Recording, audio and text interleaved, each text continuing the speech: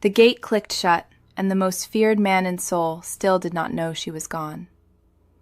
Elizabeth Freeman, a Black American woman, had spent nearly 4 years as a live-in maid inside the Seoul mansion of Choi Min-jae, the man the city called Ilyum, one shadow. A man with a serpent tattoo at his collar and an empire no one in Seoul discussed openly. Elizabeth understood her position perfectly. She maintained the household, stayed invisible, and never crossed lines. She was disciplined. She was precise. She was exactly what the job required. But there was one person inside that mansion who refused to let her disappear. The boss's 7-year-old son, Jun-seo. A child so overwhelmed by the noise of a powerful household that he sought her out the way small creatures seek shelter. Elizabeth became his quiet, and that quiet was noticed by the one person it threatened most. When Minjay left Seoul on business, his wife moved without hesitation. A false accusation, an audience of staff, a dismissal designed to look like order being maintained. Elizabeth packed her 2 bags and left before anyone thought to check what was real. Then Minjay came home. He looked down the hallway. He looked at the staircase. The house was wrong, and he knew it before he reached the top floor. He found his son upstairs. He listened. He descended slowly and asked his wife one question. "Where is Elizabeth?" And that question, that single, quiet question from a man who had never needed to raise his voice to destroy anything, was about to become the most expensive mistake Soo-jin ever made. Before starting the story, comment down below where you are watching from and what time it is there. If stories of karma, love, and hidden truths move you, leave a like, be sure to subscribe to the channel, and click join to become a member and help our channel. The cut crystal vase has been repositioned 2 centimeters to the left by someone during the night, one of Soo-jin's silent corrections that mean nothing to anyone else and mean everything to Elizabeth. She moves it back without thought. Then she opens the kitchen and begins. 4 years inside the Choi mansion has taught her a kind of atmospheric fluency. She knows which floors creak under Soo-jin's particular stride. She knows the rhythm of Minjay's voice on a conference call versus a negotiation. She knows that when the house is quiet before 7 in the morning, it is not peaceful. It is waiting. She is polishing the lower balustrade with a chamois cloth when she hears the small feet. Jun-seo descends in his school uniform, tie already crooked, one sock pulled higher than the other. He finds her on the stairs and simply sits 2 steps above the one she is working on. He does not speak. Elizabeth keeps polishing. After a while, he says, without preamble, "There was a spider in my room, but I put it outside." She responds without looking up. "Good. Spiders eat the things that bother us." He considers this for a moment. Then he descends 1 more step and sits. 3 weeks ago, after a school presentation that required Jun-seo to speak in front of his class, he had appeared in the pantry, breathing too fast, hands pressed flat on the countertop. Elizabeth had placed a glass of cold water beside his hands, had not looked at him directly, and had begun transferring dried herbs from one jar to another, giving the boy something to hold on to outside himself. After 4 minutes, his breathing slowed. Neither of them said anything about it afterward. The problem, which Elizabeth understood perfectly, was that someone had seen. Soo-jin had been standing in the doorway of the pantry. She had observed the entire 4 minutes without speaking. Afterward, she'd mentioned nothing, but the texture of her attention had shifted, the way cold air shifts when a window opens somewhere in the house that you cannot see. 3 days after the pantry incident, Minjay had asked Elizabeth, not Soo-jin, Elizabeth, whether Jun-seo had eaten before his tutoring session. It was a small question, the kind a man asks in passing, but Soo-jin was 3 meters away when he asked it, and she had heard every word. The morning Minjay announced he would be leaving for Busan for 5 days, Elizabeth had noted the way Soo-jin's posture changed. Not dramatically, a slight squaring of the shoulders, the particular stillness of someone who has just been handed an opening and is already deciding how to use it. He left on a Tuesday. Elizabeth worked as she always worked, with consistency and without comment. She maintained her schedule with the precision that had made her, in 4 years, the household's invisible axis. On Thursday afternoon, she heard the argument. She was in the utility corridor when Soo-jin's voice came through the wall, sharper than usual, the careful elegance stripped away. It was directed at Park Jin-ho's deputy, something about a calendar booking that conflicted with a family dinner Soo-jin had not been consulted about. Jun-seo was coming downstairs from his tutoring session. He froze on the landing when the voices reached him. His face went the specific pale it went when something overwhelmed the space between his ears. Elizabeth saw his hands grip the banister. Jun-seo bolted. He went the wrong way. Not down and away from the sound, but up and sideways, into the one door at the end of the hall that was slightly ajar because the housekeeper had been airing the carpet. Minjay's private office. Elizabeth followed immediately, not because she had a right to, because the boy was 7 years old and breathing like the air had run out. She found him inside, pressed against the wall beside the window. She entered, left the door partially open behind her, and sat down on the floor approximately 2 meters from the desk. She did not approach the boy immediately. She did not speak.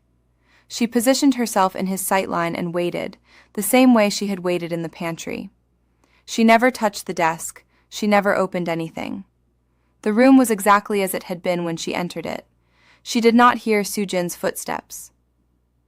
The door opened the rest of the way. Soo-jin stood in the frame, taking in the scene with dark and completely still eyes. Jun-seo looked up from the floor. Elizabeth looked at Soo-jin directly. Neither moved. The silence lasted perhaps 8 seconds. Then Soo-jin said, with a precision that was colder than anger, "Jun-seo, downstairs." The boy stood. He looked at Elizabeth. He said nothing and went. When he was in the hall, Soo-jin's gaze returned to Elizabeth with something that had clearly been ready for longer than this afternoon. "You are dismissed." Elizabeth rose from the floor.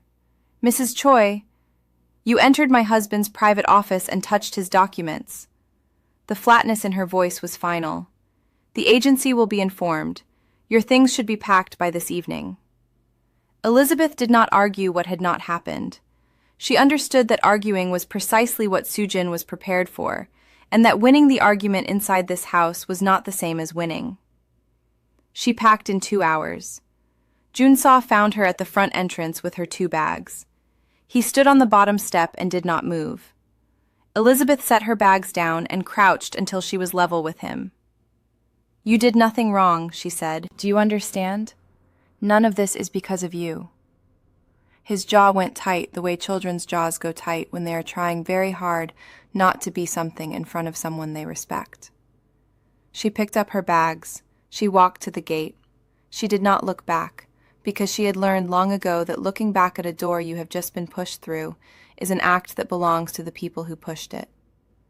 The gate clicked shut behind her. Minjay's driver pulled through the mansion gates at 11:17 on Thursday night, 4 days ahead of schedule. The Busan meeting had concluded faster than projected. Minjay did not call ahead. He rarely did. The staff member posted at the entrance took his coat. Minjay stepped into the foyer without looking at anyone directly, the way he always entered spaces, reading the room before acknowledging it. He handed off his briefcase. He looked down the hallway toward the kitchen where Elizabeth usually moved at this hour, completing the last rounds of the house. The hallway was empty. He did not ask about it immediately. He went upstairs. He looked in on Jun-seo's room. The boy was awake, seated on his bed with his knees pulled to his chest, a book open on the mattress but clearly unread. When Minjay opened the door, Jun-seo looked up with a particular expression, the expression of someone who has been waiting to be found and is not sure whether being found is good. Minjay crossed the room and sat on the edge of the bed. He did not ask how school was. He did not ask about the book. He looked at his son and said only, "What happened?" Jun-seo told him. He started with the argument, The voices through the wall, his hands on the banister, the too fast breathing. He described running into the office. He described Elizabeth sitting on the floor, not speaking, not touching anything, just being there until the world got small enough to manage again. He described his mother in the doorway. He described Elizabeth being told to pack. He told his father all of it in the careful, chronological way children report things when they understand the stakes without understanding the mechanisms. Minjay listened without interruption. When Jun-seo finished, the room was very still. Minjay touched the back of the boy's neck briefly, a rare contact, and said, "Go to sleep." He descended the stairs in no particular hurry. Soo-jin was in the sitting room with a glass of wine, which she set down precisely when he appeared in the doorway. She had heard the car. She had been deciding how to frame the next 12 minutes for the 4 days Minjay had been in Busan. "Where is Elizabeth?" Minjay said. Soo-jin's hands were still. "I dismissed her." A pause. Minjay looked at her with nothing in particular on his face. "Why?" "She entered your office." Soo-jin's voice was measured. "Without authorization. She went through your documents." Jun-seo was with her. Jun-seo followed her in. She entered first. Minjay looked at his wife for a moment longer. Then he turned and walked toward his office. He opened the door and stood in the threshold, scanning the room the way he would scan any space he was assessing for disturbance. He saw nothing out of order. He turned back toward the hallway. "Pull the hallway camera from Thursday afternoon," he said to no one in particular. He did not need to raise his voice. The house was structured so that the right people were always within range. His security deputy was downstairs by 3 a.m. with the footage. Minjay watched 37 seconds of it alone in his office. Jun-seo entering at speed, pressed against the wall. Elizabeth entering 6 seconds later, going directly to the floor, no approach to the desk, no approach to anything. She sat and she waited through 4 minutes and 22 seconds until Soo-jin entered. Minjay closed the tablet. The following morning, he called Park Jin-ho into the office before the household woke.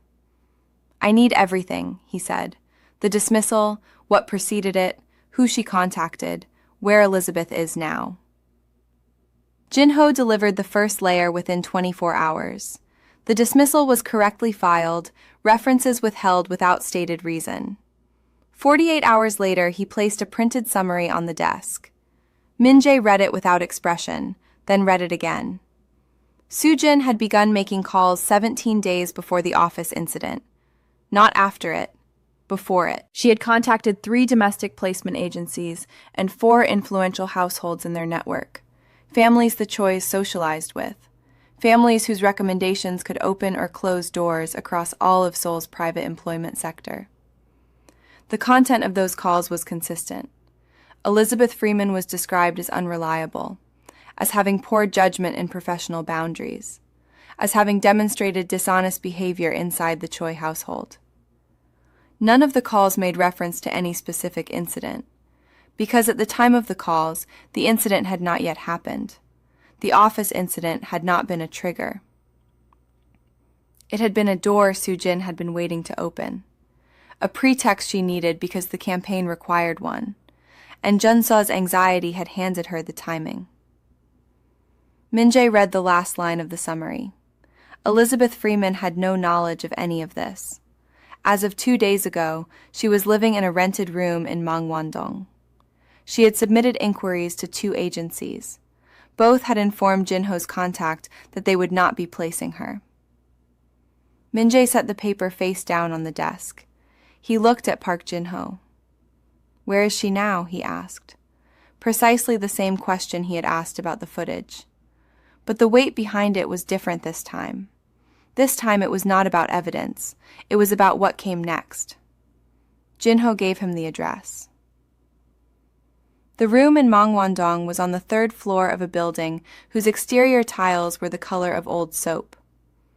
Elizabeth had chosen it not because it was good, but because it was available that night, and her card cleared the deposit. The window faced a narrow alley. Through the gap between two buildings, she could see a convenience store sign cycling through 3 colors. She unpacked the 2 bags with the same precision she applied to everything. Folded things where they should be folded. Hung what should be hung. Placed the few personal items, a book, a small framed photograph of her mother in Memphis, a leather-bound notebook, on the single shelf above the desk.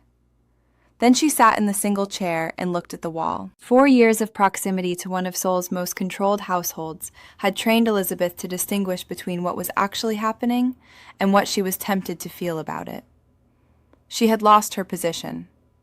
Her references had been filed without recommendation. The contacts she had built over 4 years now existed behind a wall of institutional courtesy that never quite said no, but produced no results. She sent 3 inquiries on Friday. By Saturday afternoon, 2 had come back with polite and final-sounding non-responses. The 3rd produced no response at all.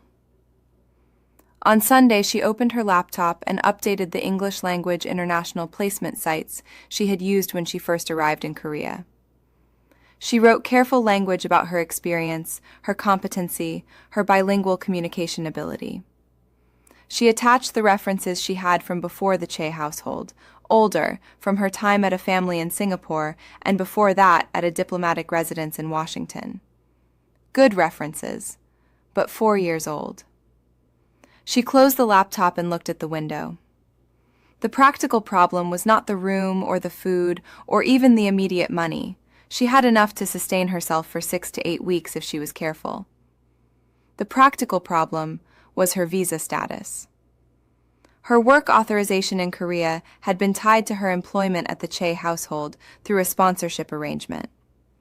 The clock on that arrangement had begun running the moment Soo-jin filed the dismissal paperwork. Elizabeth had 30 days to secure new sponsored employment or begin the process of departure. 30 days was not nothing. 30 days was also not enough if the professional network of the city had been systematically instructed to avoid her. She had not once considered contacting the Choi household. It was not pride. She understood what pride looked like when it was actually pride, the small, defensive refusal to accept help one genuinely needs. This was not that. This was a precise assessment of the situation. Minjay had returned and had said nothing. His silence was its own answer. Powerful men maintained domestic peace over individual justice when the cost of disruption was their own household. She had been the disruption. The dismissal had been upheld. The calculation was not complicated. What she had allowed herself to feel about Jun-seo, she kept separate. The boy's face at the front entrance, the set of his jaw. She had meant what she said to him. He had done nothing wrong. Whatever she had lost was not his responsibility to restore. She wrote 3 more inquiries on Monday. 1 to an international hotel group that ran private residences. 1 to a staffing firm that operated across Asia. 1 to a family acquaintance of a former employer who had once suggested she would find work wherever she went. The acquaintance replied the same afternoon. The message was brief, warm, apologetic. She had heard things that gave her pause. She hoped Elizabeth understood. She would make inquiries if anything changed. Elizabeth read the message twice. Then she set the laptop on the desk and stood at the window for a while, watching the convenience store sign cycle through its 3 colors in the alley below. She had understood her situation clearly when she walked out of the Choi mansion. She had understood it correctly. What she had not understood, what she was only now beginning to understand, was the scale of what had preceded her walking out. The polite non-responses, the careful distance, the acquaintance's measured apology. These were not the fallout of a single dismissal. They were the shape of something that had been built before she was fired. She did not yet know what it was or who had built it. She had the architecture without the foundation. She put on her coat. She went down to the convenience store in the alley and bought instant noodles and a bottle of water and a small package of honey rice crackers. She paid exactly and came back upstairs. She sat at the small desk and ate, and did not think about the mansion, or the boy, or the man who had said nothing. She thought instead about the 30 days, about what was possible in 30 days, about the specific steps that were within her control right now, in this room, with what she had. She made a list in her leather notebook, 7 items, all of them practical. None of them involved calling anyone named Choi. She was still writing when her phone lit up with a number she did not recognize. She did not answer it. Unsaved numbers after 9 at night in a city that had just quietly closed its doors against you were not something you answered without more information. She noted it and set the phone face down. Outside, the sign cycled, white, blue, red. She closed the notebook and turned off the light. The black sedan was parked outside her building on a Tuesday morning, 4 days after the unrecognized call she had not answered. It was not running. It had simply arrived at some point and was now present. Park Jin-ho stepped out when Elizabeth appeared in the doorway, dark overcoat, the economy of movement of a man who has never once needed to announce himself. "Mr. Choi would like to speak with you," he said. He handed her a card with an address. Elizabeth took the card. She looked at it. Then she looked at Jin-ho. "Is this a request?" she said, "or something else?" "It is a request," Jin-ho said, without elaboration. She went inside and changed. She did not rush. She was ready in 12 minutes.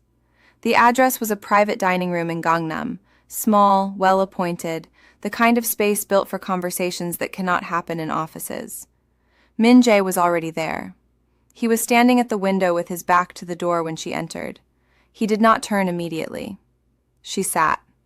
When he turned, his expression said a decision had already been made.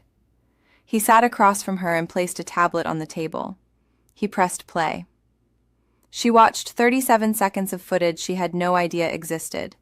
Herself entering after Jun-seo, settling onto the floor without approaching the desk, the timestamp counting through 4 minutes and 22 seconds of stillness. Then Soo-jin in the doorway. Elizabeth's face while she watched the footage did not change.